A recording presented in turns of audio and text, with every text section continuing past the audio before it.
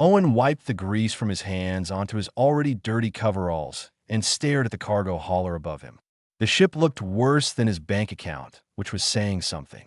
He had been working on this piece of junk for 6 hours straight, using parts he had pulled from 3 different scrap piles because the owner refused to pay for new ones. "Is it fixed yet?" The voice came from above, dripping with impatience. Owen slid out from under the ship and looked up at Brill, a Centaurian merchant whose purple skin seemed to glow with self-importance. The alien wore clothes that probably cost more than Owen made in a year. "Almost done," Owen said, getting to his feet. "But I need to tell you something. The stabilizer I installed is secondhand. It will work, but you should replace it with a proper one within a month." Brill's 4 eyes narrowed. "Are you trying to scam me into more work?" "No, I'm just being honest. The part will hold, but it is not permanent." "Typical," Brill said, shaking his head. "You lower dock mechanics are all the same. Always trying to squeeze more credits out of honest traders." Owen felt his jaw tighten, but he said nothing. He needed this payment. Rachel was working 3 jobs just to keep them fed, and their rent was overdue. Again, Brill walked around the ship, barely glancing at the repairs. "This looks like junkyard work. Did you even use real tools, or did you bang it together with rocks?" A few dock workers nearby started laughing. Owen recognized them. They were the same ones who called him charity case behind his back, sometimes to his face. "The repair is solid," Owen said quietly. "I tested everything twice." "Twice?" Brill laughed, a harsh sound that echoed through the docking bay. "Well, that fills me with confidence. I wanted a professional, not some broke nobody who works out of the station's garbage heap." More laughter. Owen saw people pulling out their communication devices, recording the whole thing. "Great. This would be all over the station's network by dinner time." "Sir, the work is done. You owe me 200 credits." Brill's expression changed to mock surprise. 200? For this trash? "I do not think so. That was the agreed price. I agreed to pay for quality work." "This is not quality. This is an insult." Brill turned to the gathering crowd. "Can you believe this? You want me to pay him for making my ship worse?" The crowd laughed harder. Owen felt heat rising in his face, but it was not from anger. It was shame. Pure, burning shame. "Hey!" A new voice cut through the noise. Rachel pushed through the crowd, carrying a small container of food. She was still wearing her uniform from the cleaning service, her hair tied back in a simple style. "He did the work. You have to pay him." Brill looked at her like she was something stuck to his expensive boot. "Ah, the mechanics girl. Still clinging to this loser, I see. Do you not have any self-respect?" "More than you," Rachel shot back. "At least we do honest work." "Honest?" Brill laughed. "You call this honest? Living in the lower levels, scraping by on charity and scrap? Your boyfriend is a failure, and you're just along for the sad ride." Several people in the crowd whistled and made mocking sounds. Owen wanted to say something, anything, but the words stuck in his throat. What could he say? Brill was not wrong about their situation. "We should call security," someone in the crowd said. "These two are harassing a legitimate merchant." "Excellent idea," Brill agreed. He tapped his communication device. "Yes, security? I have 2 individuals harassing me in Bay 7. Please remove them. We are not harassing anyone." Rachel said. He just wants his payment for work he completed, but security was already arriving. 2 officers, both looking bored with the whole situation. "What's the problem here?" the first officer asked. "These 2 are demanding payment for work I never authorized," Brill said smoothly. "The mail damaged my ship, and now they're trying to extort me." "That is a lie." Owen finally found his voice. "I have the work order right here." He reached for his data pad, but one of the security officers held up a hand. "Sir, step back. But I can prove..." "Step back, or we will file additional charges for resisting." Owen felt Rachel's hand on his arm. Her grip was tight, warning him not to make this worse. The officers escorted them away from the bay, while Brill watched with a satisfied smile. The crowd dispersed, already moving on to the next bit of entertainment. Just another day of the poor getting stepped on by the rich. Owen and Rachel walked in silence back to their quarters in the station's lower levels. The corridors down here were dimmer, the air recyclers making odd sounds that maintenance never bothered to fix. Their home was a single room, barely large enough for a bed and a small table. Rachel set the food container down. It was from the cheapest vendor on the station, but it was all they could afford. Owen sat on the bed and put his head in his hands. "I am sorry," he said. "For what? You did nothing wrong. I cannot even get him to pay me. I cannot even defend us properly." Rachel sat beside him and took his hand. "You're a good mechanic, Owen. Better than most of the certified ones. This station just does not see it." Owen looked at the data pad on their table. His rejection letter from the Mechanics Guild was still displayed on the screen. Insufficient funds for certification fees. No sponsor willing to vouch for someone from the lower levels. Through their small window, they could see the premium docking bays in the distance. Sleek ships, bright lights, people who never worried about rent or food. A different world, so close but completely out of reach. Rachel squeezed his hand. They ate their meal in silence. Two people holding onto each other in a station that had already decided they did not matter. The smell of engine coolant filled Owen's nose as he approached Bay 7 the next morning. He had not slept well. Rachel had tried to comfort him, but the humiliation from yesterday still burned in his chest. He stopped walking when he saw Brill's cargo hauler still sitting in the bay. The merchant himself was there, surrounded by other traders, all of them gesturing at the ship and laughing about something. Owen should have walked away. He should have gone to find other work, any work. But his eyes caught something that made his stomach drop. Smoke, thin and gray, coming from the ship's underside. His feet moved before his brain could stop them. "Brill, do not start that ship." The laughter stopped. All heads turned toward him. Brill's expression went from surprise to anger in half a second. "You," the Centaurian said, his voice cold. "I thought security banned you from this bay. Your ship has a fuel leak," Owen said, pointing. "I can see it from here. If you start the engines, the whole thing could explode." More laughter from the crowd. Someone was already recording again. "Let me guess," Brill said, playing to his audience. "Now you want to charge me to fix your sabotage. I did not sabotage anything. Look at the smoke. I see nothing. Just a desperate mechanic trying to create work for himself." Brill turned to the others. "This is what happens when you let lower-level trash near your ship. They break it, then try to scare you into paying them. I'm not lying. Please, just let me check. Get away from my ship." Brill pulled out his communication device. "Security, the same individual from yesterday is back and threatening me." Owen felt panic rising. No one believed him. They were all just standing there, enjoying the show. He was about to turn away when a massive shadow fell over the group. The crowd went silent. Owen looked up and up and up. The figure standing behind him was easily 7 feet tall.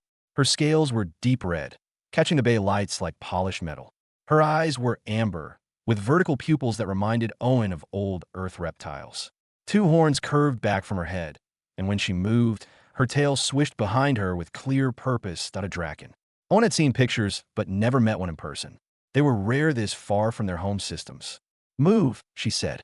Her voice was deep and resonant, the kind that made your bones vibrate. The crowd parted like water. She walked past Owen without looking at him and pulled a scanning device from her belt. She pointed it at Brill's ship, and the device started beeping immediately. "Critical fuel line failure," she announced. "Leak rates suggest explosion risk within 10 minutes of engine start." She turned her massive head toward Brill. The human was correct. Brill's purple skin seemed to pale slightly. That is impossible. The ship was fine yesterday." "It was not fine yesterday," the Draken said. "This damage is at least 2 days old. Someone sold you a faulty fuel line or installed it incorrectly." She looked at Owen. "Did you work on the fuel system?" "No," Owen said. "Only the stabilizer and landing gear. I never touched the fuel lines." She studied him for a long moment, then nodded. "I believe you." She turned back to Brill. "This human saved your life and possibly the lives of everyone in this bay. You should thank him." I do not have to listen to this," Brill stammered. "Who are you to tell me what to do?" The Draken pulled out an identification card. "Sarna, former Chief Engineer, Draken 3rd Fleet. 15 years of service. My certification supersedes your station merchant license. Legally, I can ground your ship until repairs are completed." The crowd shifted uncomfortably. A few people started backing away. "The repair will cost 800 credits with standard parts," Sarna continued. "I recommend this human perform the work. He has good eyes to spot danger others miss." 800. Brill looked sick.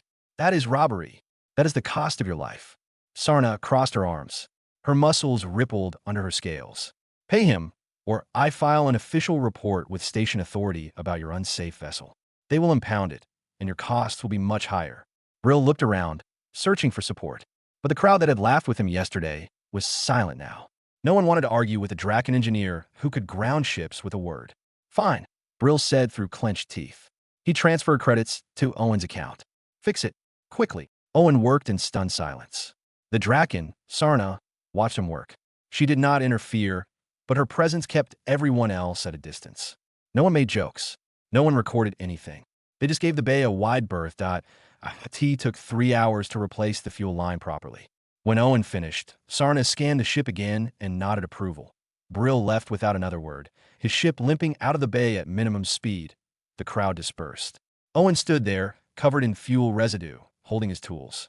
Sarna was still there, looking at him with those unsettling amber eyes. Thank you, Owen said quietly. You have good instincts, she replied. Wasted on this station. She started to walk away, then stopped. From a pouch on her belt, she pulled out a small data chip and tossed it to him. Owen caught it awkwardly. My contact information, Sarna said. I have work sometimes. Off the official books. It pays better than dock repairs, and the clients do not insult you. She paused. Usually, why help me? Owen asked. Sarna's expression was hard to read, but something softened in her eyes.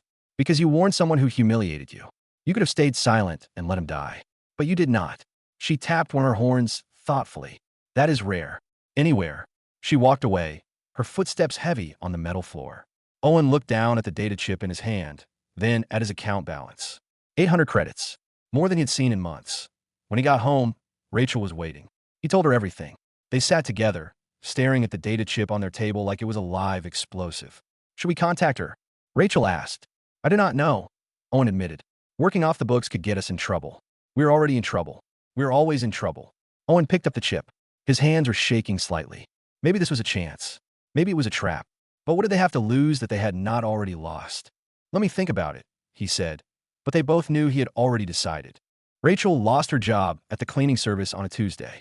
Her supervisor called her into the tiny office and avoided looking at her face while explaining that they needed to restructure their staff. Rachel knew what that meant. Someone had complained about her association with Owen, and the company decided she was not worth the trouble. She did not cry until she got home. Owen held her while she sobbed into his shoulder, and he felt completely useless. The rent was now 3 weeks overdue.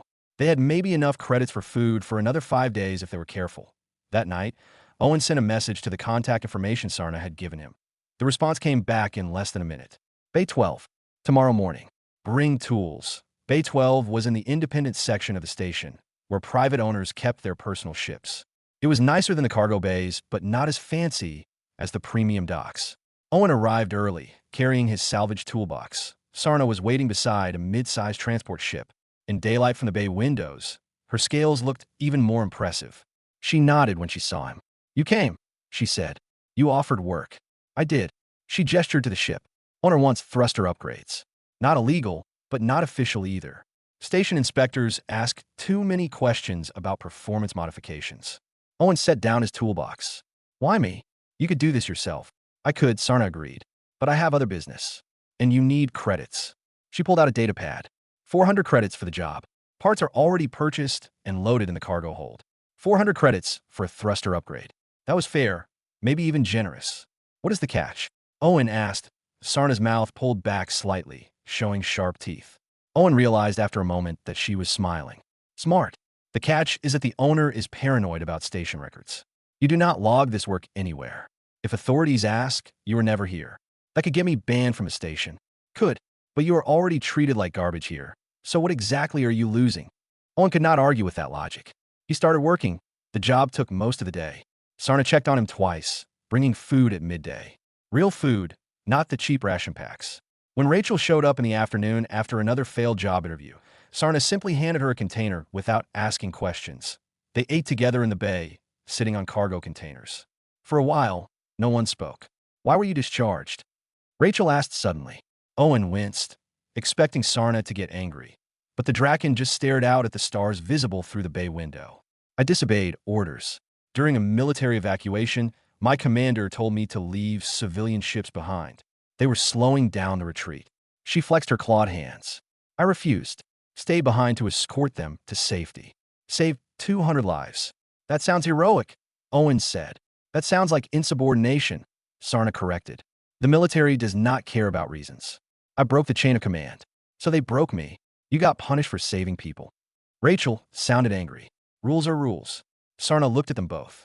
But I do not regret it. Those people lived because I stayed. That matters more than rank or reputation. Owen understood then why Sarna had helped him. She recognized someone else who chose to do the right thing, even when it cost them everything. Over the next 2 weeks, Sarna brought Owen more jobs. Small things, mostly repairs that owners wanted done quietly. Modifications that were not quite illegal, but pushed the limits. Owen's account balance started growing. Not by much, but enough that they paid rent and ate properly. Rachel helped too, managing schedules and dealing with the clients when Owen was working. She had a way of making people feel comfortable, even the paranoid ones who hired them. They started spending more time with Sarna. She taught Owen techniques he had never learned, tricks from military engineering that made his work faster and cleaner. Rachel and Sarna bonded over shared experiences. Both knew what it felt like to be judged unfairly. Both had been thrown away by systems that should have valued them. One evening, while Owen was finishing a repair, Sarna sat down heavily on a crate. She looked tired. Draken rarely looked tired. I need to tell you something, she said. Owen and Rachel stopped what they were doing. For the past 4 months, I have been investigating something on this station. Sarna pulled up data on her pad. Ships have been failing. Civilian vessels, mostly. Small traders, independent haulers. The kind of people who cannot afford expensive repairs. Ships fail all the time, Owen said. Not like this. Look, she showed them records. Dozens of ships, all with similar failures. Same patterns, same components breaking, and always at inconvenient times that force emergency sales. Rachel leaned closer. You think someone is sabotaging them? I know someone is, but I cannot prove it. The failures look natural. Official inspectors find nothing suspicious. Sarna looked at Owen. But you have better eyes than official inspectors. You see things they miss. Owen remembered Brill's ship, the fuel line that should have been caught during standard inspection, but was not. You think there is a conspiracy, he said slowly. I think wealthy merchants are destroying poor traders and taking their ships for scrap prices. I think station officials are either blind or paid to look away. Sarna's amber eyes were intense. I think it has been happening for over a year, and no one cares because the victims do not matter. Why are you investigating this? Rachel asked. Because someone has to. Sarna stood up, her full height making her shadow fall over both of them. Because those civilian ships I saved, they were just like these traders. Forgotten people trying to survive. If I could not save them in my old life, maybe I can save these ones in my new life. Owen looked at Rachel. She looked back at him. They were thinking the same thing. This was dangerous. This could get them killed or thrown off the station, but they'd been barely surviving anyway. And Sarna was right. Someone had to care. What you need us to do? Owen asked. Sarna smiled again, that sharp-toothed expression that no longer seemed threatening. Help me catch them. Help me prove what they are doing. And then what? Rachel asked. Then we make them pay. The 3 of them stood in that bay, looking at each other. An exiled Draken, a broke mechanic, and his unemployed girlfriend. Not exactly an army, but maybe they did not need to be an army. Maybe they just needed to be stubborn enough to refuse giving up. Owen's eyes hurt. He had been staring at repair records for 6 hours straight, and the numbers were starting to blur together. Rachel brought him tea and rubbed his shoulders while Sarna paced back and forth, her tail swishing with agitation. There, Owen said suddenly, pointing at his screen. Look at this. Sarna and Rachel crowded around. The data showed a list of failed components across 30 different ships over the past year. They are all the same brand, Owen continued, his finger tracing the pattern. Core Tech Supplies. Every single critical failure traces back to parts from that one supplier. Could just be bad quality, Rachel suggested. Maybe, but look at this. Owen pulled up another file. Core Tech is owned by a holding company. That holding company is controlled by the Station Merchants Council. Sarna's eyes narrowed. Brill is on the Merchants Council.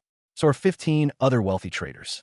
They have been selling faulty parts to small ship owners, waiting for the failures, then buying the damaged ships for scrap. Owen leaned back in his chair. It is brilliant in a horrible way. The parts look legitimate.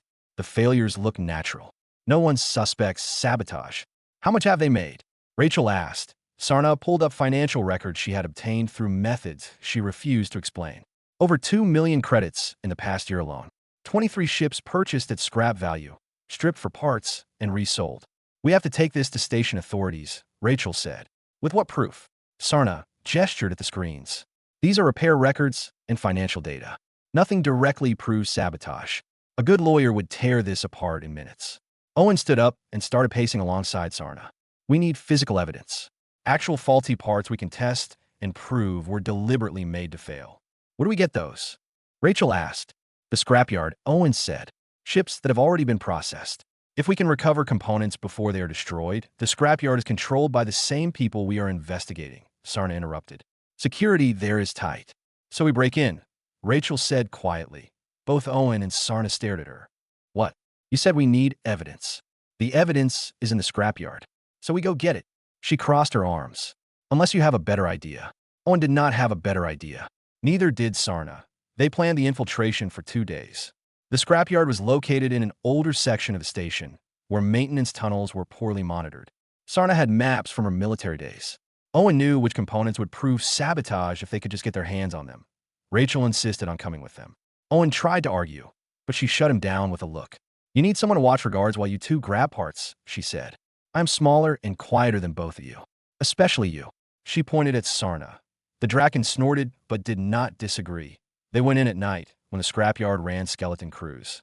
The maintenance tunnels smelled like old oil and recycled air. Owen's heart hammered in his chest as they crawled through narrow passages that were never meant for regular use. Sarna moved with surprising silence for someone so large. Her military training showed in every careful step. Rachel stayed close to Owen, her breathing steady despite the obvious danger. They emerged in a storage section filled with salvaged ship components. Mountains of metal and electronics, waiting to be melted down or repurposed. Owen started searching immediately, using a small scanner to identify core tech parts. Here, he whispered, pulling a fuel regulator from a pile. The serial number matched one of the failed ships on Sarna's list. He carefully placed it in his bag. They found 6 more components over the next 20 minutes. Each one a smoking gun if they could prove the defects were intentional. We should go, Sarna whispered. We have enough. They were halfway back to the maintenance tunnel when lights flooded the area. Stop where you are. The voice came from speakers mounted on the walls. This is private property. You are trespassing. Run, Sarna shouted. They ran. Behind them, Owen heard the heavy footsteps of security personnel. Rachel was fast, pulling ahead. Owen struggled with his bag of evidence, refusing to drop it even as his lungs burned. The maintenance tunnel entrance was just ahead. Sarna reached it first and physically threw Rachel through the opening. Owen dove after her, and Sarna squeezed in behind them, her bulk barely fitting. They crawled frantically through the tunnel. Behind them, someone was trying to follow, but could not fit through the narrow space. They are getting away, a voice shouted. Cut them off at junction 7. Sarna changed direction, leading them through a different path. The tunnels were a maze, and she seemed to know every turn. They emerged in a maintenance closet 3 levels away from the scrapyard. Owen gasped for air, his hands shaking. Rachel looked pale, but determined. Sarna checked the corridor outside. Clear, she said. We need to move. They will check security footage. They made it back to Owen's quarters and locked the door. For several minutes, no one spoke. They just sat there, breathing hard and listening for sounds of pursuit. Did we get what we needed? Rachel finally asked. Owen opened his bag and carefully laid out the components. His hands were steadier now as he examined each piece with his tools. After 30 minutes of careful analysis, he looked up. These were sabotaged. No question. The defects are too precise to be manufacturing errors. Someone designed these to fail. Can you prove it in court? Sarna asked. Maybe, if we can get an independent inspector to examine them. But that requires going public with what we know. Owen hesitated. Once we do that, there's no going back. They will know we have evidence. They already know, Rachel pointed out. We just broke into their scrapyard. She was right. The security footage would show 3 people, probably identifiable. They had maybe a day before station security came knocking. We need to move faster, Sarna said. She pulled out her communication device and stared at it for a long moment. I can contact my old military commander. He has authority to investigate corruption on civilian stations. But using military communication protocols without authorization is a serious crime. More serious than what they are doing to innocent traders. Owen asked. Sarna's expression was grim. For me, yes. They already discharged me once. This would mean arrest and trial. Prison, most likely. Then we find another way, Rachel said immediately. There is no other way. Sarna stood up and walked to the window. Outside, The station continued its normal operations, unaware of the conspiracy rotting it from within. Those civilian ships I saved during the evacuation, I lost everything for them. My career, my reputation, my place in society. She turned back to Owen and Rachel. But I would do it again. Some things are worth the cost. Sarna, you do not have to. Owen started. Yes, I do. She activated her device. Get ready. When I send this signal, everything will change very quickly. Her fingers hovered over the screen for just a moment. Then she pressed send. Somewhere in deep space, a military fleet received an emergency beacon from one of their former officers.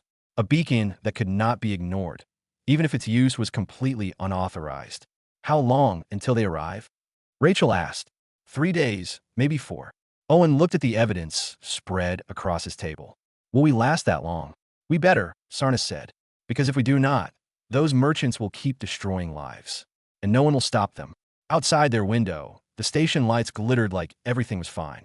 But in this small room, 3 people knew the truth. Station security arrived at dawn. Owen barely had time to hide the evidence under a floor panel before they kicked in the door.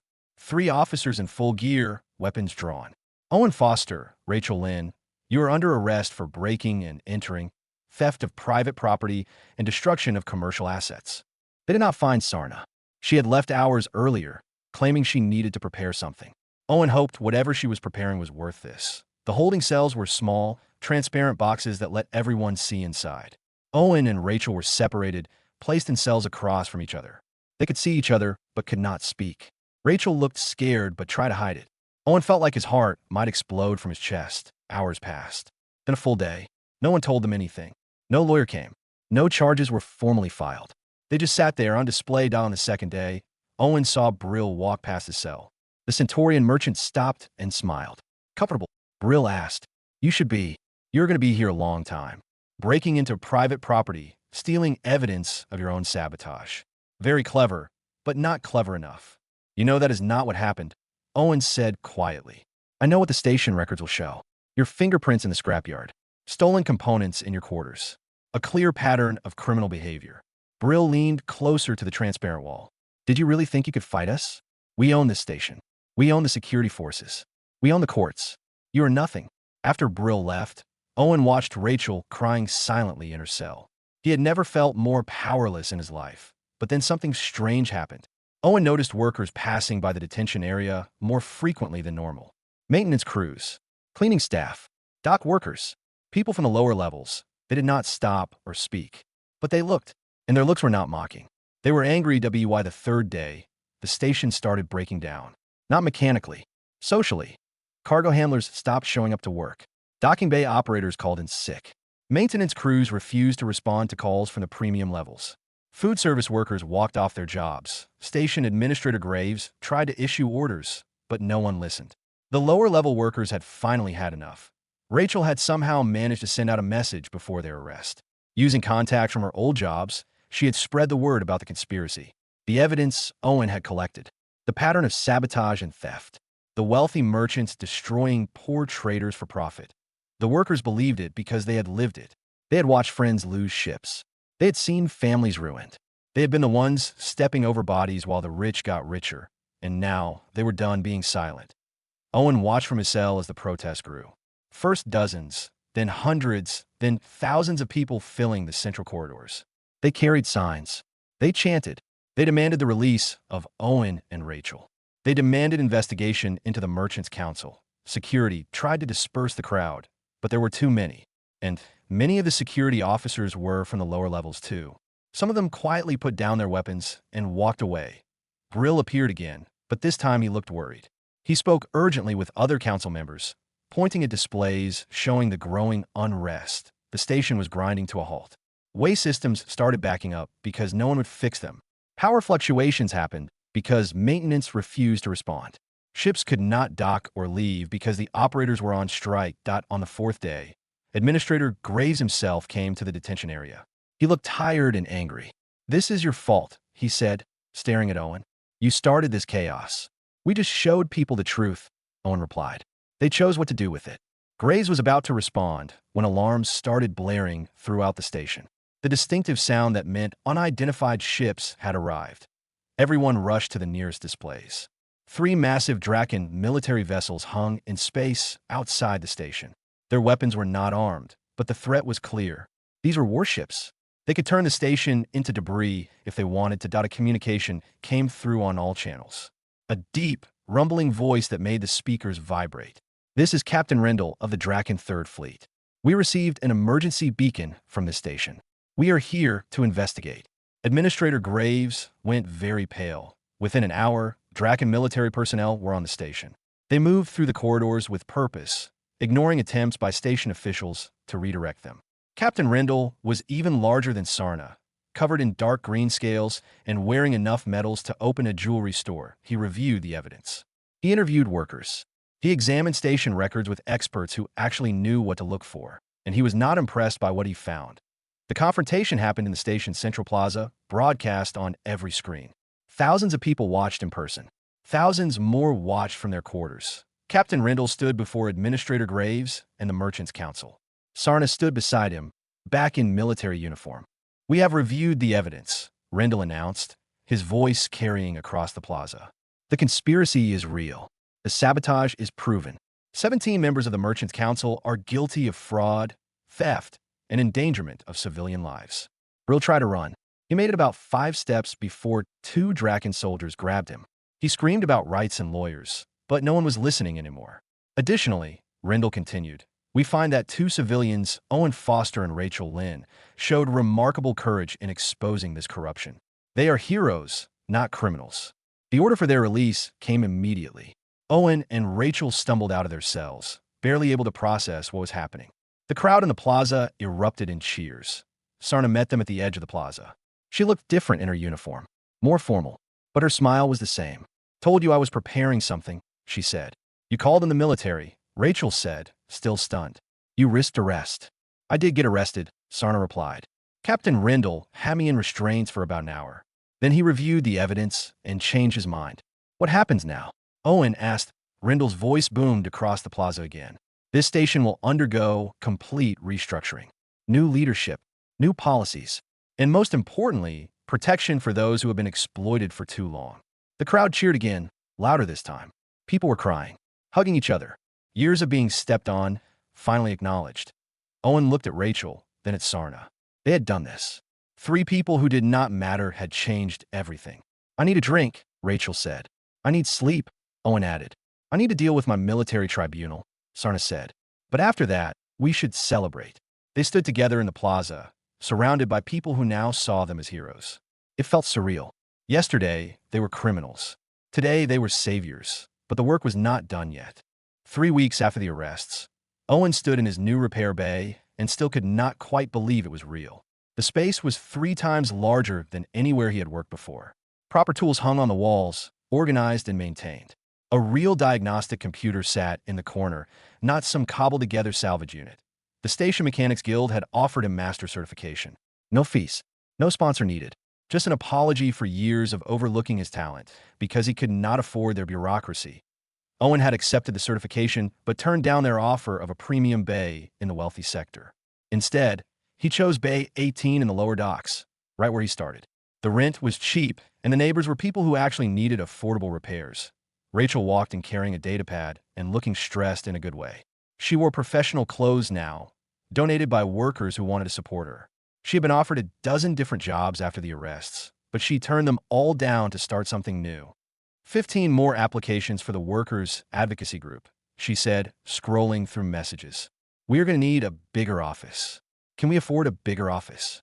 Owen asked. The station allocated emergency funding for labor reform. Apparently, they're desperate to avoid another shutdown. She smiled. "We have a budget now. An actual budget." Owen returned to calibrating a thruster assembly for a small transport owner. The client was a single mother trying to keep her cargo business running. She could barely afford basic repairs, so Owen charged her half his normal rate. Rachel did not argue.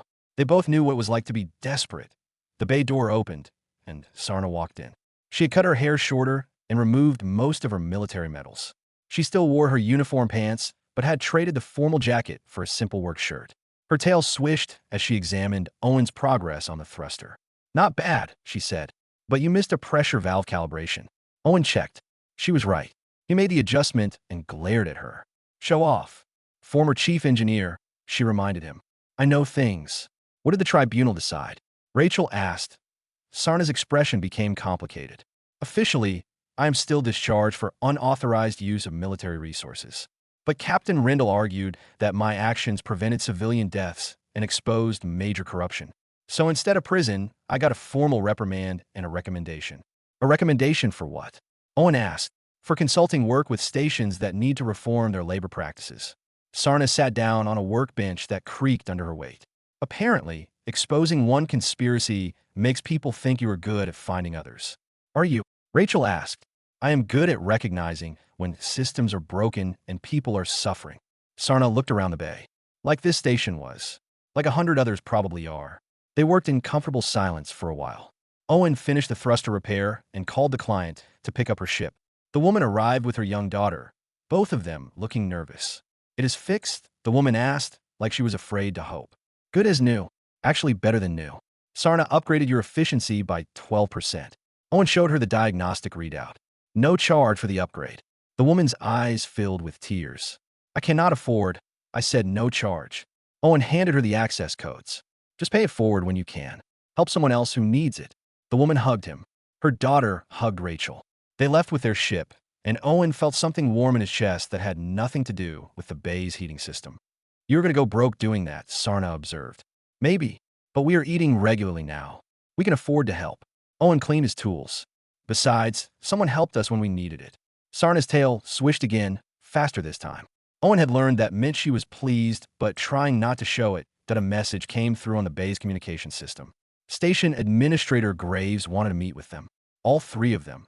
They found him in his office, which looked less fancy than before. Much of the expensive decoration had been removed, replaced with simple, functional furniture. Grave himself looked like he had aged 10 years in 3 weeks. The merchants who were arrested are being prosecuted, he said without preamble. Brill and 6 others will likely spend years in prison. The others are facing heavy fines and bans from station commerce. Good, Rachel said simply. We are also implementing new oversight for all station suppliers. Independent inspections. Transparent pricing. Worker protections. Graves looked at Owen. Your evidence was very thorough. We are using it as the basis for new regulations across the entire sector. Will it be enough? Owen asked. Honestly, I do not know. Corruption is like rust. You scrape it off one place, and it grows somewhere else. Graves stood and walked to his window overlooking the station. But we have to try. People are watching now. They know they can fight back. That is what scares you, Sarna said. It was not a question. Graves turned and looked at her. Yes, power that rests on fear of the powerless is fragile. We broke that fear. Now everything has to change. They left the office and walked through the station corridors. People recognized them. Some waved. Some wanted to shake their hands. A few asked for autographs, which felt bizarre. We are not heroes, Owen said to Rachel as they walked. We just did what was right. Sometimes that is the same thing, she replied. They returned to the bay. More clients were waiting, ships that needed repairs. Owen got to work, Rachel managed schedules, and Sarna supervised while pretending not to dot. IT felt like family. Not the family any of them were born into, but the family they chose. Built from shared struggle and loyalty that went deeper than blood. That night, sitting together in Owen's quarters that were slightly less cramped now, they talked about the future. Sarna was considering the consulting offer. Rachel wanted to expand the advocacy group to other stations. Owen just wanted to keep fixing ships and helping people. Think we changed anything permanently? Rachel asked. Maybe, Owen said. Or maybe we just gave people permission to believe they could change things themselves. Sarna raised her drink. To believing in change. To standing beside each other, Rachel added. To not giving up. Owen finished. They clinked their drinks together. 3 people who the universe had tried to break and failed. Outside their window, the station glowed against the darkness of space. Somewhere out there, other people were struggling. Other systems were broken. But at least on this station, at least for now, things were better. Not perfect, not fixed forever, but better. And sometimes that was enough to build on. The next morning, Owen returned to his bay and found a small cargo hauler waiting. The owner was young, barely 20, with scared eyes and empty pockets. Can you help me? The young pilot asked. My ship is dying, and I cannot afford anyone else. Owen looked at Rachel. She checked her schedule and nodded. Sarna was already pulling out diagnostic tools. Let us take a look. Owen said, grabbing his toolbox. The same salvaged, patched-together toolbox he had carried through all of this. He could afford better now, but he kept this one. It reminded him where he came from. And as he crawled under that dying ship to save someone's livelihood, Owen smiled. This was what he was meant to do. Not because anyone certified him or because he made good money, but because it was right. And because when everyone else had insulted him and pushed him down, three people stood together and proved that kindness was stronger than contempt. One ship at a time. One person at a time. That was how you changed the universe.